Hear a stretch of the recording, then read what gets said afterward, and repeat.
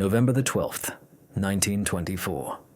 A veil of freezing rain sweeps across Hell's Kitchen, turning the cobblestones of West 49th Street into a slick black mirror. The hiss of steam from manhole covers mingles with the distant wail of a ship's horn on the Hudson River. From behind the bricked-up windows of a former tailor's shop, you can hear the muffled, frantic rhythm of a ragtime piano. This is the Gilded Lily, one of dozens of speakeasies run by the O'Bannon crew, and tonight it is blissfully unaware of the wolves gathering at its door. Inside, the air is thick with the acrid smell of cheap gin and stale cigar smoke. About 30 patrons, a mix of dock workers and dames in last year's fashions, crowd around small, rickety tables. The man behind the bar, a bruiser named Fitz, is busy filling glasses from a ceramic jug. He does not see the four men who have just taken up positions in the alleyway across the street. He does not see their leader, a man standing motionless in the shadows of a tenement stoop, the brim of his gray fedora pulled low against the rain. This man is Bugsy Morrow. His face is sharp, his eyes a cold, calculating blue. He is dressed not like a thug, but like a banker, in a tailored wool overcoat that conceals the Thompson submachine gun resting in his arms. The weapon is heavy, its wooden stock smooth and cold against his gloved hands. To his men, Sal, Leo, and the Finn, he is a general. To his rivals, he is a phantom, a pirate who materializes from the night to plunder their most profitable shores. Morrow raises a single finger. It is the only signal needed. The front door of the Gilded Lily is solid oak, reinforced with an iron strap. It does not matter. Sal, a man built like a draft horse, takes 2 steps back and slams a 20-pound sledgehammer just below the lock. The wood groans, then splinters with a sound like a breaking bone. On the second swing, the door flies inward, crashing against a table and sending a cascade of glasses and illicit liquor onto the floor. The piano stops, the laughter dies, every head turns as the 4 men pour into the room. 2 of them, Leo and the Finn, carry 12-gauge shotguns, held low and steady. They move with practiced efficiency, one flanking left, the other right, their eyes scanning the stunned crowd. Sal drops the sledgehammer and pulls a Colt 1911 pistol from his belt, its long barrel sweeping across the petrified faces of the patrons. "Nobody moves," he growls, his voice a low rumble that cuts through the sudden silence. "Hands on the tables. Now." But it is Morrow who commands the room. He steps over the threshold, the Thompson held at his hip, the very picture of calm authority. The rain slicks his coat, making it shine under the dim electric lights. He ignores the customers completely. His gaze is fixed on the bar, on Fitz, whose hands are frozen halfway to the sawed-off shotgun he keeps hidden beneath the counter.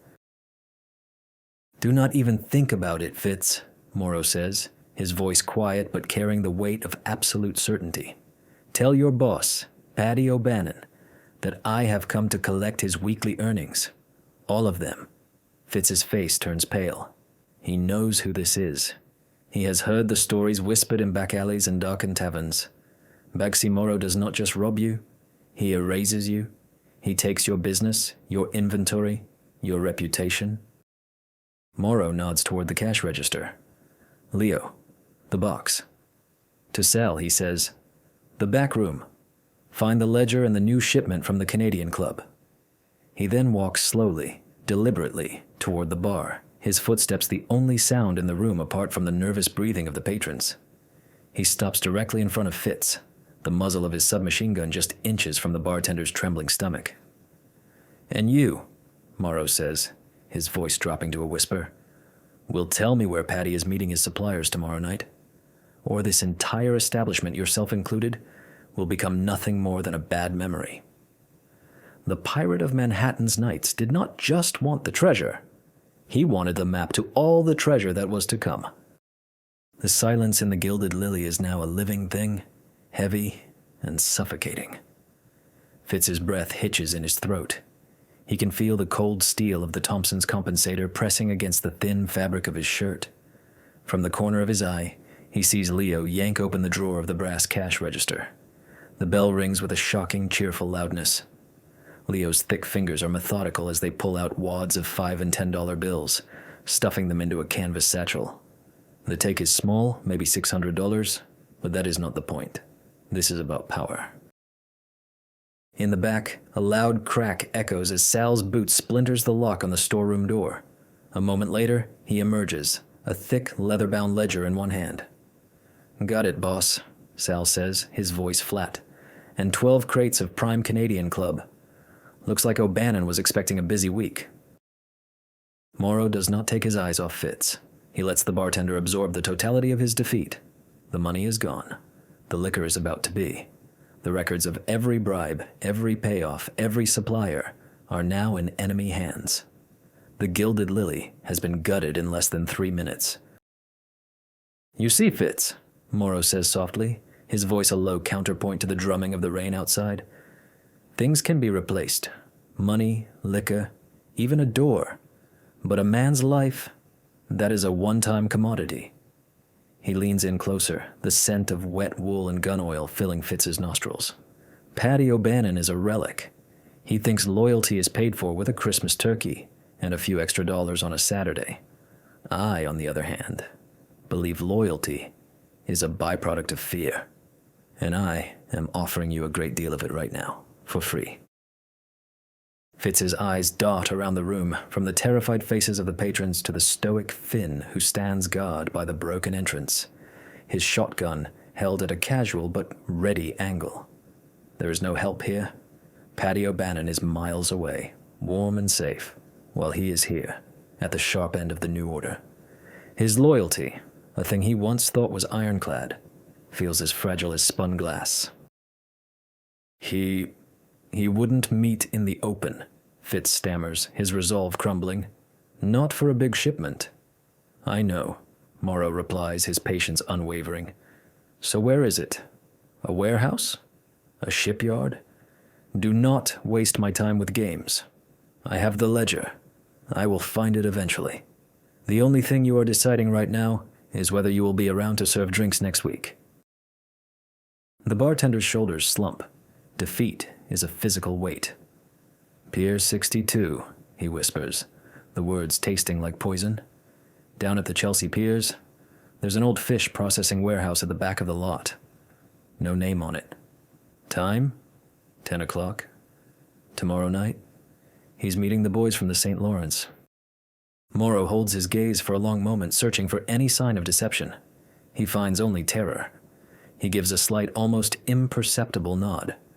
"Thank you for your cooperation, Fitz. You have made a wise decision." He steps back, the pressure of the gun barrel vanishing. The relief is so sudden that Fitz almost collapses against the bar.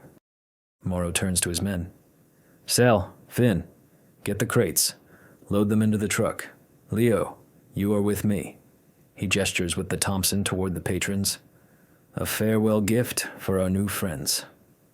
Leo grins, reaching into his coat and pulling out a small, heavy object, a blackjack.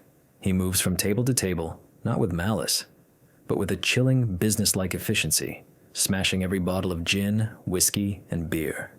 The sound of shattering glass fills the room, a final, percussive end to the night's music. Morrow walks to the exit, pausing in the broken doorway. He turns back to look at Fitz, who stands amidst the wreckage of his bar. "When you see Paddy," Morrow says, his voice carrying clearly across the ruined speakeasy, "tell him his empire has a new landlord, and the rent is due." Then he and his men melt back into the rain-soaked Manhattan night, leaving behind a trail of splintered wood, broken glass, and the ghost of a whisper that promised a war was just beginning. 2 o'clock in the morning. Less than 3 hours after the raid on the Gilded Lily, the world of Bugsy Morrow has shrunk to the pool of harsh yellow light cast by a single bare bulb. It hangs from a frayed wire in the center of a cavernous loft above a textile warehouse in the garment district. The air here smells of cold brick machine oil and the faint, sweet scent of damp wool. This is Morrow's command post, anonymous, functional, and utterly devoid of comfort. Rain lashes against the large, grimy windows, the sound a constant rhythmic drumming that isolates them from the sleeping city below. Morrow sits at a large wooden table, the stolen ledger open before him. The canvas satchel of money from the speakeasy sits untouched at the edge of the table, a paltry sum he has not even bothered to count. The real prize is the book. His long, pale fingers trace the columns of spidery handwriting, his blue eyes missing nothing. Names, dates, shipments, payoffs to cops in the 17th precinct. Protection money from a dozen different businesses O'Bannon considered his own. It is more than a record of accounts. It is a complete anatomy of his rival's criminal enterprise. Across from him, Leo meticulously field strips his 12-gauge shotgun on a piece of oilcloth, the metallic click and slide of the components a sharp counterpoint to the storm outside. Sal stands by the window, a massive silhouette against the rain-streaked glass, watching the empty street below. The Finn, silent as ever, sits in a darkened corner, sharpening a long-bladed knife with a whetstone, the soft shh sound almost hypnotic. "He's overconfident," Morrow says, not looking up from the ledger. "He moves 100 cases of prime whiskey through the busiest piers in the city with only a handful of men." He taps a page. "He's paying 2 dock foremen and a harbor patrolman. That is his security. Pathetic. He'll be spooked now, boss," Leo says, sliding the pump action home with a satisfying thump clack. "He'll have the place crawling with his boys tomorrow night." "I am counting on it," Morrow replies, finally closing the book. He stands and walks over to a smaller table where a detailed nautical chart of the Hudson River waterfront is laid out. He picks up a grease pencil. O'Bannon will react with anger, not with his brain. He will double his guards. He will put them right here. He circles the entrance to Pier 62. And here, another circle on the main loading bay of the warehouse. He will build a fortress, and we are not going to attack the fortress. He draws a line from the water, snaking up behind the warehouse. The shipment comes by boat from the Canadian suppliers. They offload directly into the warehouse through the sea gate. O'Bannon's men will be watching the land. They will be watching for a car, for a truck, for a frontal assault. They will never look to the water. "We're coming in by boat?" Sal asks, turning from the window. "No," Morrow says. "We are already there. The Finn, you will be in position by noon tomorrow.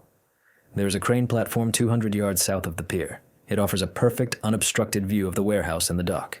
You will take the Springfield rifle. You are my eyes. You do not fire unless I give the signal."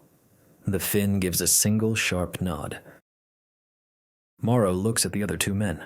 "Leo, Sal. We go in at 9:45, 15 minutes before the meeting. We will be dressed as longshoremen. No one looks twice at men carrying hooks and rope at the docks.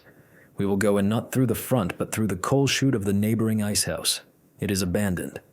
From there, a service tunnel runs underneath the pier and comes up through a maintenance hatch inside the fish warehouse, right in their back pocket." He taps the map. "They will be watching the doors while we are already inside, waiting in the shadows." The plan is audacious. It is precise. It relies on intelligence, not just overwhelming force. Miles uptown, in the back room of a legitimate Irish pub on 3rd Avenue, Paddy O'Bannon is not being precise. He is a bull in a china shop of his own making. A half-empty bottle of whiskey sits on his mahogany desk, and the shattered remains of a glass lie in a glittering pile on the floor. Fitz, the bartender, stands before him, trembling, his face bruised from the preliminary questions O'Bannon's enforcer had asked. "Morrow!" O'Bannon roars, slamming his fist on the desk. "A ghost! A damn wharf rat! He thinks he can hit one of my spots and just walk away?" "He took everything, Paddy," Fitz pleads. "The cash, the booze, the ledger." O'Bannon's face darkens at the mention of the ledger. That book is his life, his entire operation laid bare. "He won't live to read it," O'Bannon snarls. He turns to his lieutenant, a hard man named Declan. "Get every available man. I want 20 guns at that pier tomorrow night. I want them on the roof, in the rafters, at the gate. When this Morrow shows his face, I want him turned into red mist. Let him come. We will be waiting." Back in the garment district loft, Morrow rolls up the chart. His men are rearmed and ready. The plan is set. He knows O'Bannon's pride will be his undoing. The pirate is not coming to lay siege to the fortress. He is coming to steal the crown from the king's head while the gods are all busy watching the walls. The evening of November 13th, 1924, descends upon the Chelsea piers with a cold, damp fog rolling in off the Hudson. It muffles sound, blurs light, and transforms the hulking shapes of warehouses and docked freighters into monstrous, indistinct silhouettes. The air is heavy with the smell of brine, creosote, and decay. 200 yards south, perched precariously on a rusty crane gantry, the Finn feels the chill seep into his bones. He has been motionless for nearly 9 hours, a ghost in a worn woolen coat. The Springfield 1903 rifle cradled in his arms is an extension of his body, its blued steel cold against his cheek. Through the powerful scope, he has watched the slow, methodical assembly of Paddy O'Bannon's army. He saw them arrive in 3s and 4s, in black Ford Model T sedans that parked a block away. 21 men in total, not counting the 2 nervous-looking dock foremen. They are armed with a mix of shotguns, pistols, and at least 2 Thompson submachine guns. They have taken up positions exactly as Morrow predicted, 4 at the main gate to the pier, 6 patrolling the perimeter of the warehouse, and the rest inside, visible as fleeting shadows passing the grimy windows. They are an occupying force, their posture tense, their eyes scanning the fog-shrouded streets. They are looking for an attack from the land. They are looking for a fleet of cars, a charge of armed men. The Finn adjusts his focus, the crosshairs sweeping past the guards and settling on the sea gate at the rear of the warehouse. The heavy wooden doors, slick with sea slime, are closed but not barred from the outside. That is where the Canadian boat will dock. That is O'Bannon's weak point. It is now 9:40. He blinks once, twice, to clear his vision, his gaze fixed, his patience absolute. At that same moment, 3 figures emerge from the shadows of an alley a quarter-mile away. Dressed in the rough spun trousers, heavy boots, and dark wool caps of longshoremen, Morrow, Sal, and Leo blend seamlessly into the dockside environment. Each man carries a burlap sack over his shoulder, containing not tools of the trade, but rope, grappling hooks, and their disassembled weapons, carefully wrapped in oilcloth. They move without speaking, their footsteps echoing softly on the wet cobblestones, their pace unhurried and deliberate. They reach the abandoned ice house, a hulking brick monolith whose windows are dark, shattered eyes. Sal, using a crowbar, pries open a corroded steel hatch on the side of the building. A gust of stale, frigid air, smelling of rot and ancient ice, billows out. Without hesitation, Morrow lowers himself into the darkness of the coal chute. It is a steep, slippery slide into blackness. He lands silently on a pile of coal dust and crumbling brick in the building's cellar. Leo and Sal follow, the hatch closing above them with a dull final thud. They are in a labyrinth of brick and iron. Using a single, oil-shrouded lantern, Morrow leads them through the guts of the dead building to a low, arched opening in the foundation. This is the entrance to the service tunnel. It is barely 4 feet high, the floor slick with brackish water that has seeped in from the river. The air is thick and cloying. Rats skitter away from the lantern's glow. They move single file through the claustrophobic space, their weapons still in their sacks. Morrow is in the lead, his senses alive. He can feel the deep, resonant vibration of a passing ship through the soles of his boots. He can hear the rhythmic lapping of the river just beyond the tunnel walls. After nearly 100 yards of stooped, silent progress, he stops. Ahead is a rust-eaten iron ladder, leading up to a square of relative darkness above. The maintenance hatch. They have arrived beneath their target. He extinguishes the lantern. They are now in total blackness, the only sound the dripping of water and their own controlled breathing. Morrow puts his hand on the ladder. It is cold and slick. He waits. He listens. He can hear the faint, muffled sounds of footsteps and voices from the warehouse floor directly above them. O'Bannon's men. They are standing on the very ground he intends to take. He checks his glowing pocket watch. 9:57. The Canadian boat will be arriving any minute. It is time. He gives a soft signal, a triple tap on Sal's shoulder. Silently, the 3 men begin to unwrap their weapons. The quiet, precise clicks of a Thompson's bolt, the slide of a shotgun's pump, are swallowed by the vast, indifferent darkness of the tunnel. The pirates are no longer at the gate. They are in the belly of the beast. 10 o'clock. The fog on the Hudson is thickened into a suffocating shroud. A low, mournful blast from a ferry horn echoes from somewhere mid-river, the sound distorted and ghostly. Inside the fish processing warehouse, The air is cold and smells of salt and old fish guts. Paddy O'Bannon stands near the massive sea-facing doors, a lit cigarillo clenched between his teeth, the red tip a tiny, angry ember in the gloom. He is surrounded by a dozen of his best men, their shapes made stark by the few bare bulbs hanging from the high, raftered ceiling. Declan is at his side, a Browning automatic shotgun held loosely in his hands. "He's not coming," Declan says, his voice a low grumble. "He got spooked. He knows we are ready." "He will come," O'Bannon retorts, his eyes fixed on the murky water visible through the cracks in the sea gate. "Morrow is arrogant. He thinks he is smarter than everyone. He will try something, and when he does, we will be here." Outside, another sound joins the symphony of the river, the quiet chug of a low-powered engine.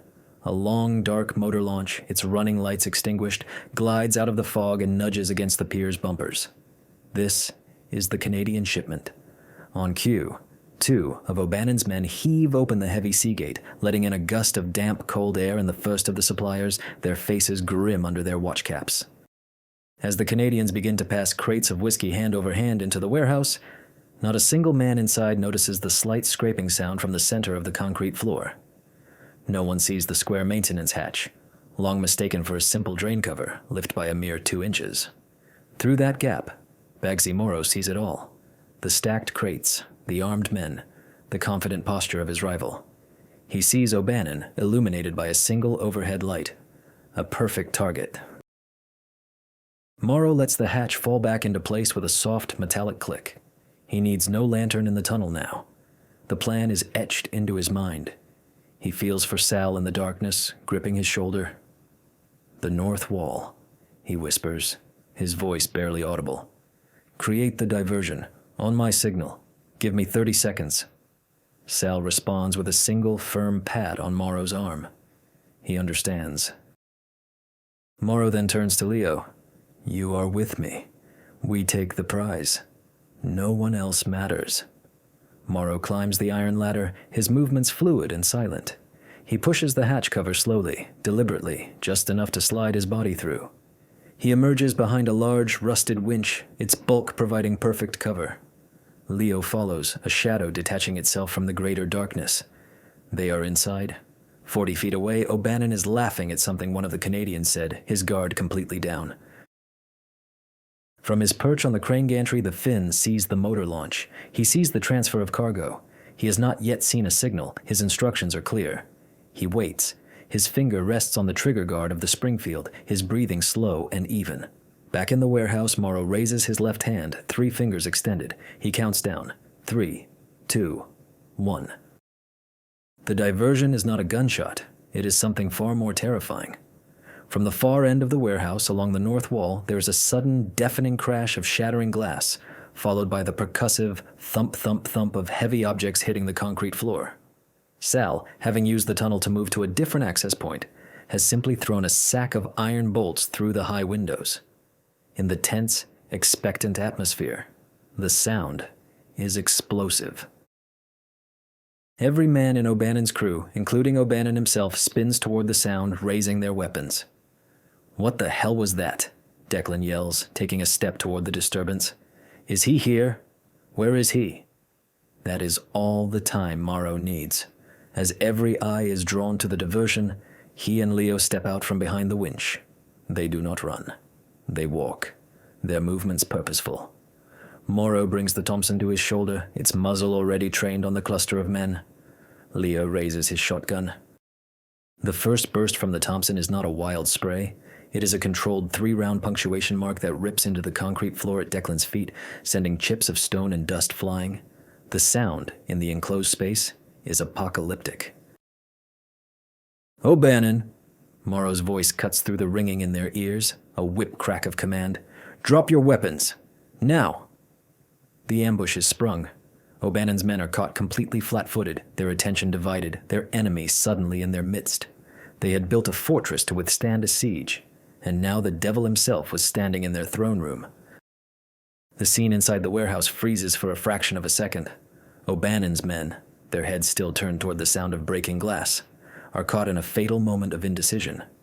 They see Morrow and Leo, two figures of impossible calm who have materialized from the very air, it seems. Paddy O'Bannon himself stares, his face a mask of disbelief, the cigarillo falling from his lips. Declan is the first to react. His training, his instinct as an enforcer, screams at him to eliminate the threat. He swings the Browning shotgun around, its long barrel arcing toward Morrow. It is a fatal mistake. From his vantage point, the Finn sees the movement. He has been waiting for this. He has been watching Declan's aggressive posture, identifying him as the primary threat next to O'Bannon. Through the scope, he sees the glint of light on the shotgun barrel. He does not wait for a signal. The conditions have been met. He exhales, squeezes the trigger, and the Springfield rifle barks once, a sharp, clean crack that is utterly distinct from the cavernous roar of the Thompson. 200 yards away, a small, dark hole appears in the grimy windowpane just above Declan's head. A heartbeat later, Declan is thrown backward as if struck by an invisible sledgehammer. The heavy slug from the Springfield hits him high in the chest, lifting him off his feet and slamming him into a stack of wooden crates. The Browning clatters to the floor, unfired.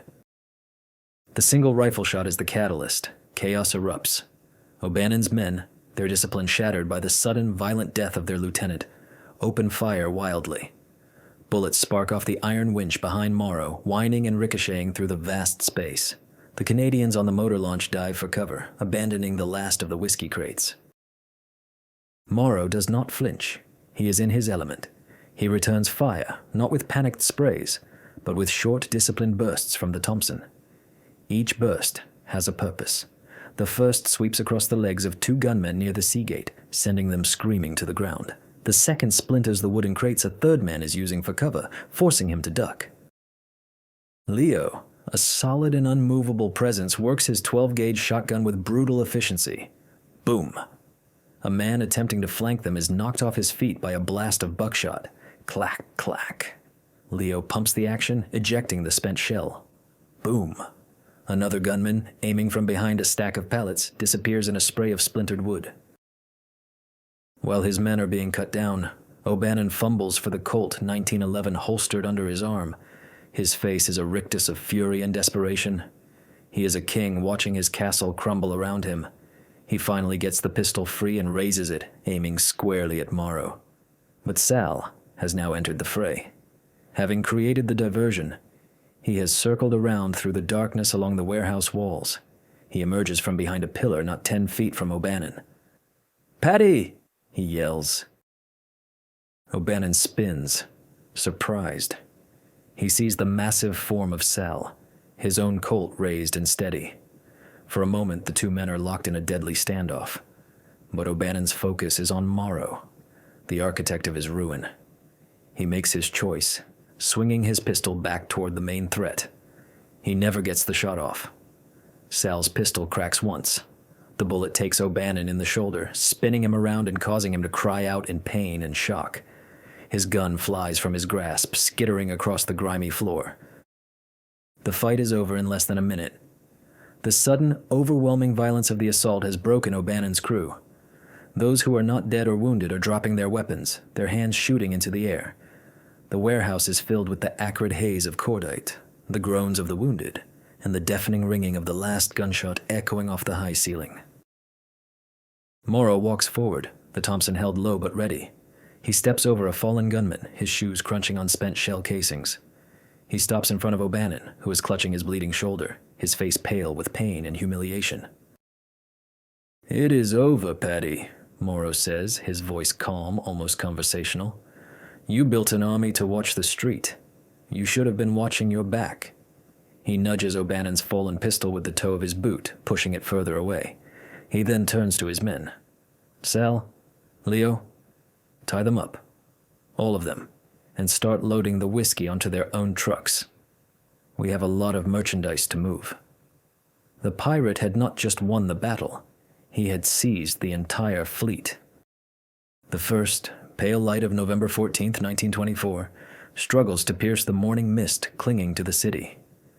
The sounds of the awakening metropolis, the rattle of milk trucks, the distant clang of a trolley, seem a world away from the cold, quiet interior of the fish warehouse. Inside, the battle is over. But the work has just begun. The air still hangs thick with the smell of gunpowder, but now it is mixed with the sharp, sweet aroma of spilled whiskey from a crate shattered in the firefight. Bugsy Morrow stands in the center of the warehouse floor, a silent observer of his victory's aftermath. Sal and Leo, moving with practiced, almost grim efficiency, are using rope from the dockside to bind the remaining 8 of O'Bannon's men, including O'Bannon himself. Their hands are tied tightly behind their backs, and they are herded into a cold, windowless ice locker at the rear of the building. Their groans and curses are abruptly silenced as Sal slams and bars the heavy, insulated door. The wounded have been tied as well, their injuries left for them to tend to themselves. Morrow's operation is ruthless, but not gratuitously cruel. He knows they will be found by the morning shift of dock workers in a few hours. That is part of the message. The Finn has already descended from his sniper's nest, his Springfield rifle disassembled and packed away. He materializes from the fog like an apparition and without a word, begins methodically loading the crates of Canadian Club whiskey onto one of O'Bannon's own flatbed trucks. There are 97 crates in total, a fortune in illicit liquor worth over $50,000 on the streets of New York. Morrow walks over to where Paddy O'Bannon is being held separately, his face contorted in a mask of pain from his shattered shoulder. Sal has him propped against a wall, his good arm tied to a steam pipe. "Why?" O'Bannon grits out, his voice a hoarse whisper. "All this? For what?" "There was enough for everyone." Morrow crouches down to look the defeated man in the eye. "You think this is about whiskey, Paddy? You think this is about a few dollars?" He shakes his head slowly. "You had this city in the palm of your hand. You had the docks, the unions, the cops, and you got lazy. You ran it like a corner grocery store. You sat in your comfortable little pub and counted your money while the world was changing." He gestures around the chaotic warehouse. "This is not about money. This is about efficiency. It is about control. From tonight, your suppliers report to me. Your speakeasies pay their tribute to me. The cops you had on your payroll will now find their envelopes are coming from a new address. You did not just lose a shipment. You lost everything." He stands, turning his back on the broken man. "Sal, leave him. Let him sit here and watch us take his legacy apart, piece by piece." For the next hour, Morrow's men work like a well-oiled machine. 2 of O'Bannon's trucks are loaded to capacity with the whiskey. Leo, using a set of keys found on Declan's body, starts the first truck, its engine rumbling to life with a loud cough. The Finn takes the wheel of the second. Sal returns with the stolen ledger, the canvas bag of cash from the Gilded Lily, and the tactical maps Morrow had used. Nothing is left behind. As the trucks are about to pull out, Morrow pauses. He walks over to the motor launch, where the terrified Canadian smugglers are still huddled. He addresses the captain. "You now work for me," he says simply. "Your price remains the same. Your delivery points will change. You will be contacted. If you speak of this to anyone, my reach extends well past the St. Lawrence." The captain nods vigorously, his eyes wide with fear and a newfound respect. Finally, Morrow climbs into the passenger seat of the lead truck beside Leo. As they pull away from Pier 62, the first true rays of sunlight cut through the fog, glinting off the river. The pirate has not just plundered a rival's ship, he has captured it, refitted it, and raised his own flag on the mast. The underground empire of Manhattan had a new, more ruthless, and infinitely more calculating king. The era of Bugsy Morrow had just begun, born in a storm of precise violence on the bloody docks of the Hudson River. For the Federal Bureau of Investigation, a new and formidable phantom had just appeared on their radar, a criminal mastermind whose methods were as meticulous as their own. The long game was now afoot.